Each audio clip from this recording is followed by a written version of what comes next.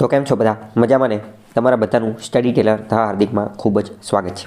આજે આપણે એક નવો વિષય નવો સબ્જેક્ટ જે છે એ સ્ટાર્ટ કરવાના છીએ. આજનો આપણો જે સબ્જેક્ટ જે છે મેથ્સ એટલે કે ગણિત જે છે આપણે સ્ટાર્ટ કરીશું. ગણિતની અંદર આજનો આપણો સૌથી પહેલો ટોપિક અથવા સૌથી પહેલું જે ચેપ્ટર જે છે એ રહેશે પર્સેન્ટેજ કે જેને આપણે ટકાવારી પણ કહીએ છીએ. ટકાવારી અથવા પર્સેન્ટેજ. તો આ ટોપિક આપણે આજે ચલાવવાનો છે. મોસ્ટ ઇમ્પોર્ટન્ટ આપણે વાત કરીએ તો આ ચેપ્ટર તમારા જીવનનું ગણિતનું અત્યંત મહત્ત્વનું ચેપ્ટર રહેવાનું છે. જો તમે પર્સેન્ટેજ ઉપર માસ્ટરી હાસિલ કરી લીધી, પર્સેન્ટેજના અત્યારના કોન્સેપ્ટની આ બધી વસ્તુ તમે જો ડિટેલમાં વ્યવસ્થિત હું જે રીતે ચલાવું એ રીતે તમે સમજી લીધી ને, તો સમજો કે તમારું આખું ગણિત જે છે એ કમ્પ્લીટ થઈ જશે. બીજ ગણિત જે એરિથમેટિક જે છે એરિથમેટિકના લગભગ 90% કોન્સેપ્ટ જે છે એ આપણે ટકાવારીના આધારે જ સોલ્વ કરીશું. તમારા બધા જ ચેપ્ટર આના આધારે કમ્પ્લીટ થઈ જશે. ટકાવારી આધારે તમે સમજી લીધું તો તમારું ટકાવારીનું ચેપ્ટર, રેશિયો એટલે કે ગુણોત્તર અને પ્રમાણનું ચેપ્ટર, નફો ખોટ, સાદું વ્યાજ, ચક્રવૃદ્ધિ વ્યાજ, જેટલા પણ ચેપ્ટર આવે છે એ તમામ વસ્તુ જે છે આપણે આનેથી જ આપણે જે છે એ કમ્પ્લીટ કરી નાખશું. એ બધાની અંદર તમે જે છે માસ્ટરી અચીવ કરી લેશો. ક્યારે? જો આપણે તમે આ ટકાવારીનું ચેપ્ટર જે છે વ્યવસ્થિત સમજી લીધું તો એટલો હવે તમને ખ્યાલ આવી ગયો કે ટકાવારી ચેપ્ટર મહત્ત્વનું છે અને એટલે જ આપણે સૌથી પહેલાં એ સ્ટાર્ટ કરીએ છીએ. તો હવે વધારે ટાઈમ પાસ કર્યા વગર ડાયરેક્ટ આપણે અંદર ઘૂસીએ કે ટકાવારી શું છે ને કઈ રીતે કામ કરે છે ને એ બધું. તો આપણે હવે સૌથી પહેલાં બેઝિક વસ્તુથી સ્ટાર્ટ કરીએ. પહેલાં સમજીએ કે પર્સેન્ટેજ એટલે શું. તો કે પર્સેન્ટેજ જે છે એ 100ના આધારે ગણવામાં આવે. 100ના આધારે ગણવામાં આવે. તો પહેલો પ્રશ્ન થાય કે પર્સેન્ટેજ કે જે ટકાવારી જે છે એને 100ના આધારે જ શા માટે ગણવામાં આવે છે? શા માટે 100 જ? વાય 100? શા માટે 100? પહેલાં આપણે એ પ્રશ્ન જે છે એનો પતો લગાવીએ કે શા માટે હંમેશા 100ને જ ધ્યાને લેવામાં આવે છે. તો એનું મેઇન કારણ જે છે કે પર્સેન્ટેજ જે છે PERCENTAG, પર્સેન્ટેજના સ્પેલિંગને તમે ધ્યાનપૂર્વક જોવો તો તમને ખ્યાલ આવે કે બરોબર વચ્ચે આવે CENT. આ CENT સેન્ટનો મતલબ શું થાય? તો કે CENT સેન્ટ જે છે એ ઇંગ્લિશની અંદર એક રૂટ વર્ડ છે અને સેન્ટનો મતલબ થાય 100. અંગ્રેજીની અંદર સેન્ટનો મતલબ શું થાય? 100. આ સેન્ટ નામના રૂટ વર્ડથી ઘણા બધા અંગ્રેજીમાં શબ્દો બનતા હોય. તમને એવું લાગે અમે તો જોયા નથી. તમે જોયા છે પણ તમે એને એ દ્રષ્ટિકોણથી જોયા નથી. જેમ કે એક શબ્દ છે સેન્ચુરી. સેન્ચુરીનો મતલબ શું? તો કે સદી, 100 આરે લેવા દેવા છે ને. એક બીજો શબ્દ છે સેન્ટેનારી, CENTENARY. સેન્ટેનારી એટલે શતાબ્દી. જ્યારે કોઈ વસ્તુના 100 વર્ષ પૂરા થયા હોય એને કહેવાય શતાબ્દી.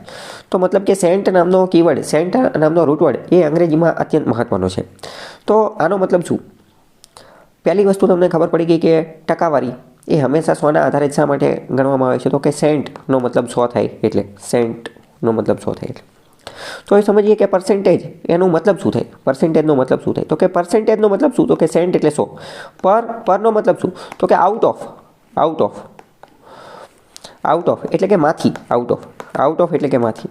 તો કે 100માંથી કેટલા? હકીકતમાં આજે પર્સેન્ટેજનો આખો કોન્સેપ્ટ, આખો ખ્યાલ જે છે ને એ એક રીતે કમ્પેરિઝન માટે, સરખામણી માટે, સરળતા માટે અને તમે વધુ સારી રીતે સમજી શકો ને એની માટે છે. આપણી સમજણ માટે છે. જેમ કે ફોર એક્ઝામ્પલ કોઈ વસ્તુ જે છે એ નાની છે, મોટી છે કે સરખામણી કરવી છે કે એનું શું છે, કોણ સારું કોણ ખરાબ એ નક્કી કરવું છે તો એ કઈ રીતે નક્કી કરી શકાય? તો બહુ મોટા આંકડા ને એ બધું જોઈએ તો એમાં થોડી સમસ્યા થઈ જાય. એટલે નક્કી કર્યું કે આપણે કોઈ પણ વસ્તુ જે છે ને એને ટકાવારીમાં ફેરવી નાખવાની. તો ટકાવારીમાં કઈ રીતે ફેરવી શકાય? તો કે આઉટ ઓફ 100 100ના સંદર્ભમાં એનું કેટલું માપ છે એ આપણે માપી લઈએ. 100ના સંદર્ભમાં એનું કેટલું માપ છે એ માપી લઈએ તો આપણને ખબર પડી જાય. ફોર એક્ઝામ્પલ માની લો કે કોઈ વ્યક્તિ છે, અમિત નામનો વ્યક્તિ, એ કોઈ સરકારી નિશાળમાં ભણે છે અને બીજો રાજુ નામનો વ્યક્તિ છે એ પ્રાઇવેટ નિશાળમાં ભણે છે. તો હવે બેયને કેટલા માર્ક આવ્યા? હવે બેયની સરખામણી કરવી છે તો કઈ રીતે? તો માર્કના આધારે સરખામણી ન થઈ શકે કારણ કે બેયનું પેપર ને બધી વસ્તુ અલગ હોય. અથવા બની શકે કે અમિતને 200 માર્કનું પેપર આવતું હોય, ઓલાને ખાલી 50 માર્કનું પેપર આવતું હોય. તો આવા કેસની અંદર સરખામણી થઈ શકે નહીં. એટલે કોન્સેપ્ટ આવ્યો પર્સેન્ટેજનો, ટકાવારી. એટલે કે તો શું કરવાનું? બંનેના ટકા કાઢી નાખવાના. બંનેના ટકા કઈ રીતે કાઢવાના? તો કે બંનેના 100ના સંદર્ભમાં કેટલા માર્ક થાય? Out of 100. પર્સેન્ટેજ, સેન્ટ એટલે 100 એટલે કે 100 અને પર એટલે કે આઉટ ઓફ. તો કે 100ના સંદર્ભમાં એનું આપણે માપ કાઢી લઈએ તો આપણને ખ્યાલ આવી જાય. ઇન શોર્ટ પર્સન્ટેજ ટકાવારી એટલે શું? તો કે એ એક રીતે સરખામણી માટે, સરળતા માટે કોણ નાનું છે કોણ મોટું છે અને આપણી જે એક્સપ્લેનેશન, આપણી સમજણ જે છે એ વધુ સારી રીતે થઈ શકે એની માટે આખો ટકાવારીનો કોન્સેપ્ટ જે છે લાવવામાં આવેલો છે. બીજી એક મોસ્ટ ઇમ્પોર્ટન્ટ વસ્તુ, જ્યારે પણ ટકાવારી હોય તો એનો મતલબ ટકાવારી ક્યારેય એકલી ન હોઈ શકે. ટકાવારી ક્યારેય એકલી, તમે જોજો કોઈ પણ દાખલા જોઈ લેજો, ટકાવારી ક્યારેય એકલી હોય જ ન શકે. એની હારે બીજો કંઈક રેફરન્સ આપવો જોઈએ, બીજો કંઈક સંદર્ભ આપવો જોઈએ, એટલે કે બીજી કંઈક રકમ હોવી જોઈએ બીજું, કારણ કે સરખામણી તો જ થાય ને, એમ તો કઈ રીતે થાય? ફોર એક્ઝામ્પલ હું એમ કહી દઉં 10% વધારો થાય છે, પણ શેમાં વધારો થાય છે? કોની સંદર્ભમાં? કંઈક વસ્તુ તો હોવી જોઈએ ને. તો કે મૂળ કિંમતમાં કે લંબાઈમાં કે પહોળાઈમાં, એટલે કંઈક બીજી વસ્તુ સંદર્ભમાં જે છે હોવી જોઈએ. તો આટલી વસ્તુ તમને ખ્યાલ આવી ગઈ. તો 100 શું છે, ઓલું પેલું, એ બધું ખ્યાલ આવી ગયું. હવે આપણે ડાયરેક્ટ બીજો ટાઈમપાસ કર્યા વગર ડાયરેક્ટ દાખલાની અંદર એન્ટ્રી લઈએ કે દાખલા કઈ રીતે પૂછે.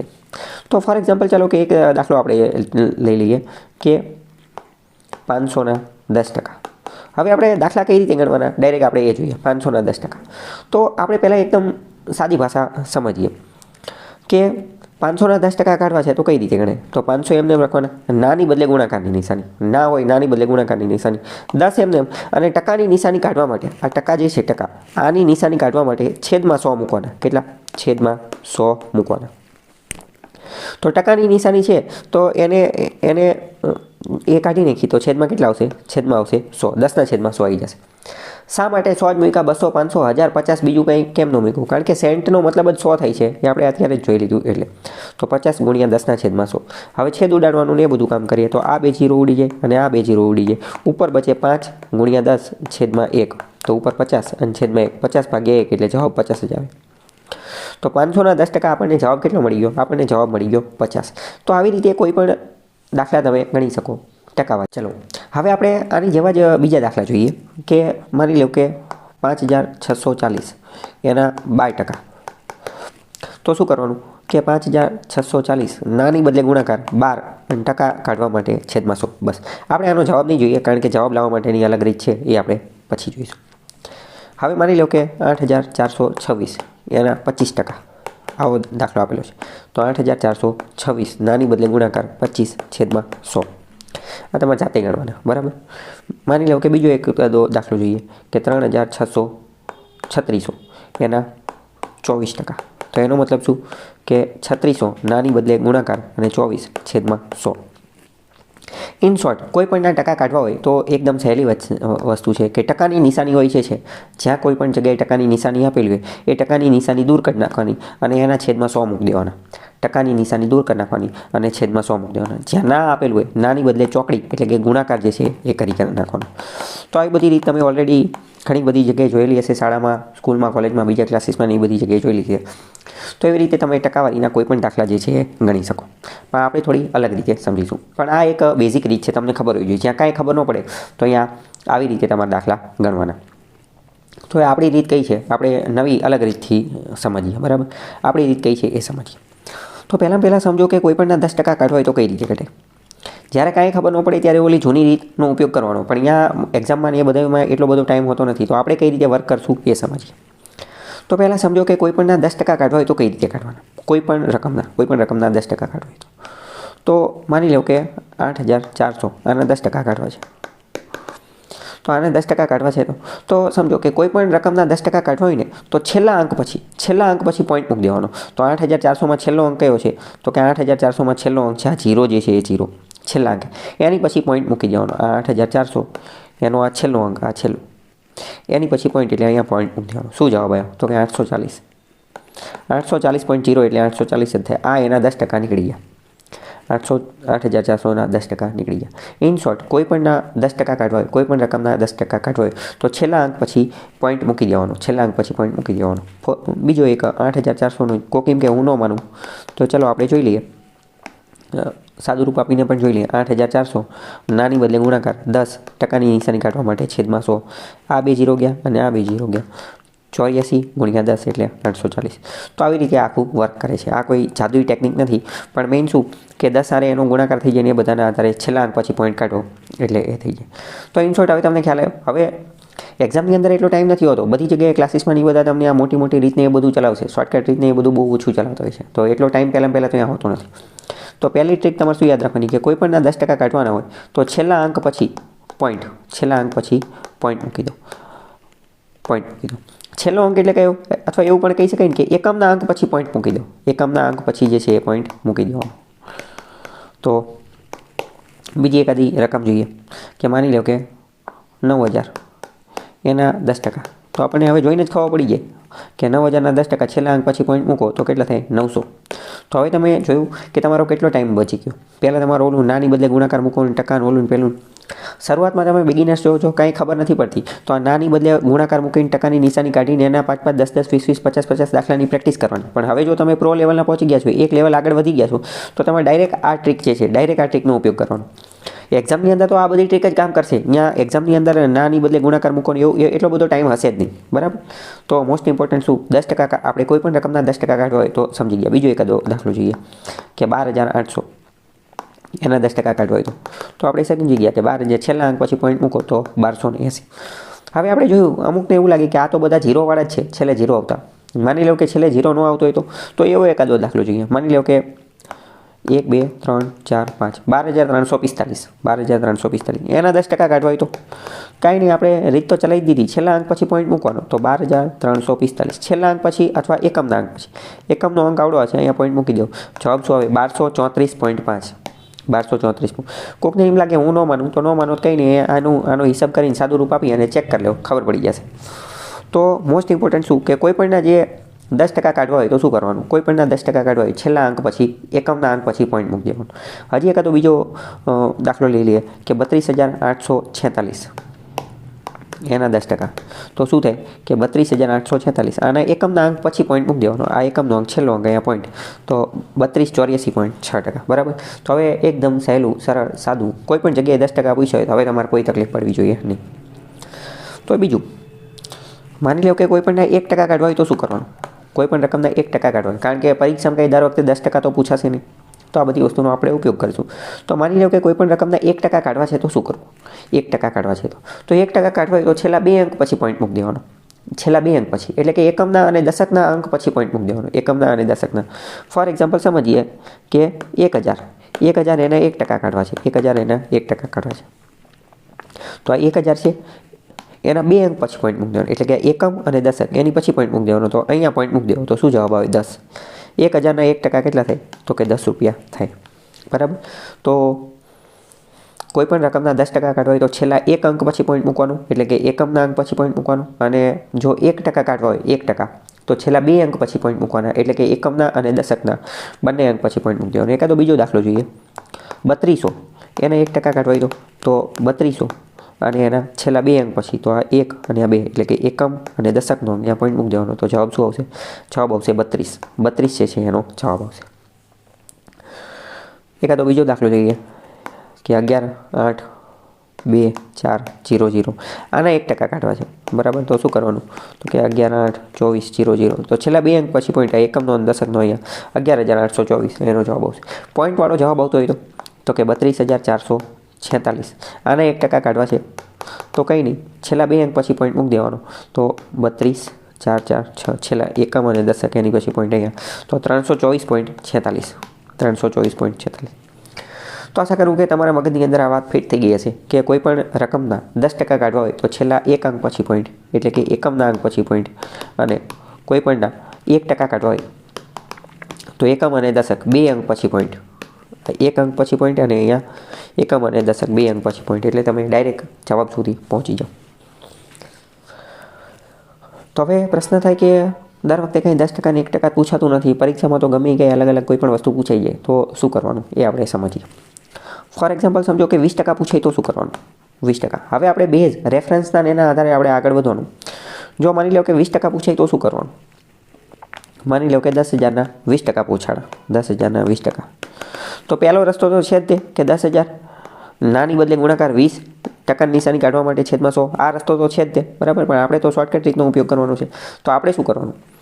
10,000ના 20% કીધા છે. 10,000 તો એના પહેલાં 10% કાઢો.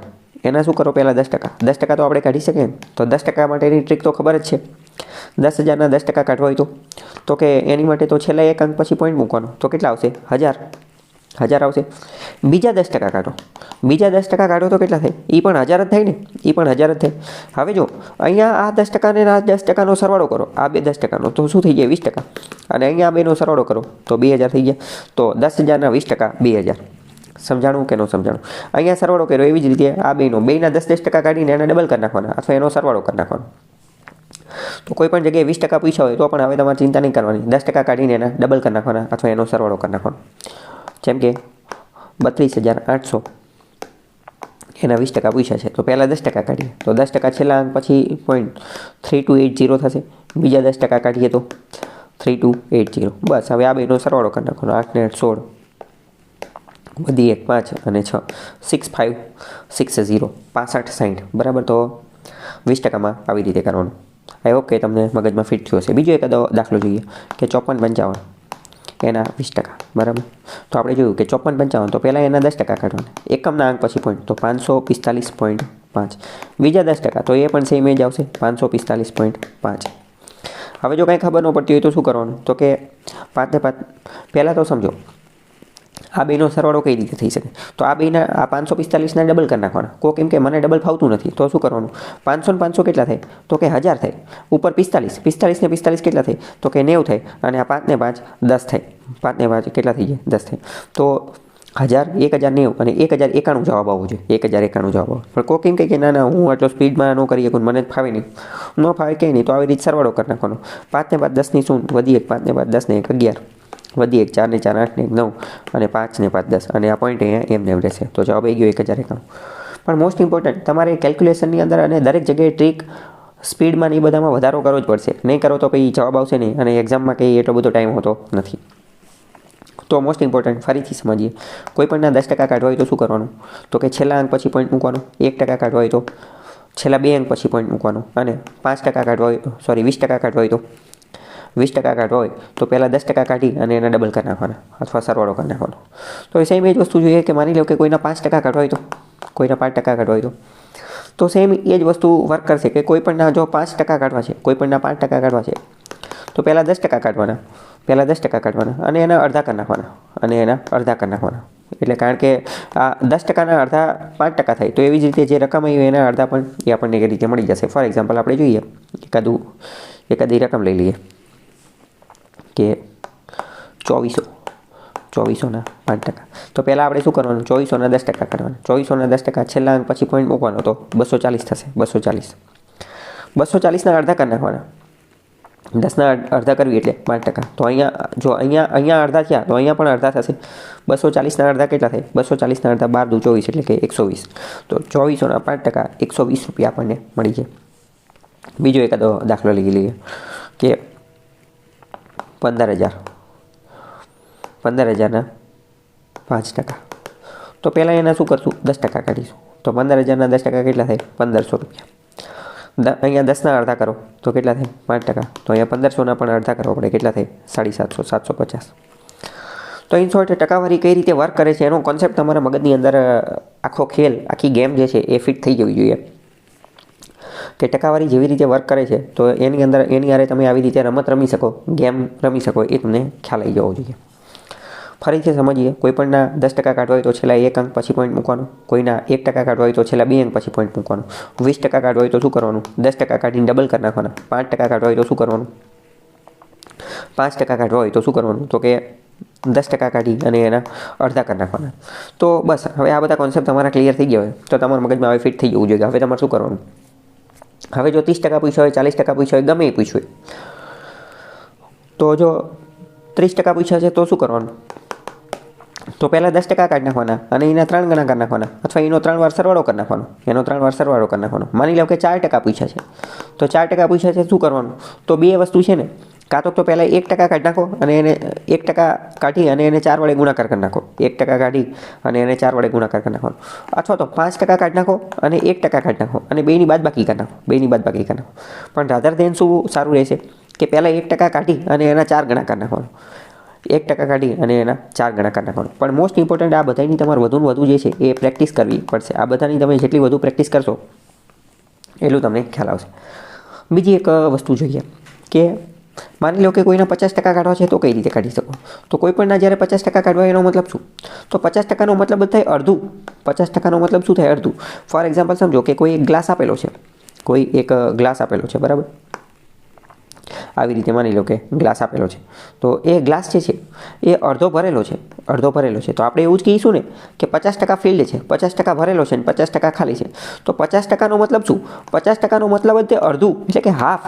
તો ગમે ત્યારે કોઈ પણ રકમના 50% કાઢવાના હોય તો ડાયરેક્ટ એ રકમના અડધા કરી નાખવાના. માની લો કે 10,000, 10,000ના 50% કાઢવા છે તો 10,000ના અડધા કેટલા થાય? તો કે 5,000.